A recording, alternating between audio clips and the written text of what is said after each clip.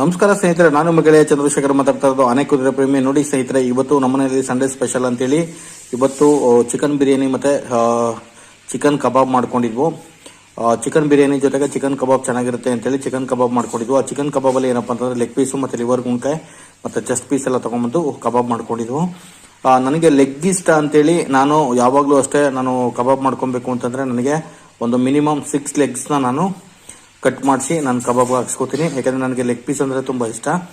ಇನ್ನೊಂದೇನಂತಂದರೆ ಸ್ನೇಹಿತರೆ, ಯಾರೆಲ್ಲ ಹೊಸಬ್ರು ನನ್ನ ಒಂದು ಯೂಟ್ಯೂಬ್ ವಿಡಿಯೋಗಳು ನೋಡ್ತಾ ಇದ್ದೀರಾ, ಸಬ್ಸ್ಕ್ರೈಬ್ ಮಾಡಿಲ್ಲ ಅಂದರೆ ಸಬ್ಸ್ಕ್ರೈಬ್ ಮಾಡ್ಕೊಳ್ಳಿ, ಲೈಕ್ ಮಾಡಿ, ಶೇರ್ ಮಾಡಿ, ಕಮೆಂಟ್ ಮಾಡಿ.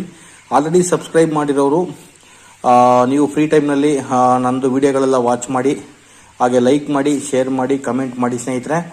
ನೋಡಿ ಸ್ನೇಹಿತರೆ, ನಾವು ಮನೆಯಲ್ಲೇ ಮಾಡ್ಕೊಳ್ಳೋದ್ರಿಂದ ತುಂಬ ಟೇಸ್ಟಿ ಆಗಿರ್ತದೆ, ತುಂಬ ಸ್ಪೈಸಿ ಆಗಿರ್ತದೆ ಮತ್ತು ತುಂಬ ಹೆಲ್ತಿ ಆಗಿರ್ತದೆ ಅಂತೇಳಿ ನಾನು ಈ ವಿಡಿಯೋದಲ್ಲಿ ತಿಳಿಸ್ತಾ ಇದ್ದೀನಿ. ನೆಕ್ಸ್ಟ್ ವಿಡಿಯೋದಲ್ಲಿ ಮೀಟ್ ಆಗೋಣ. ಓಕೆ, ಬಾಯ್.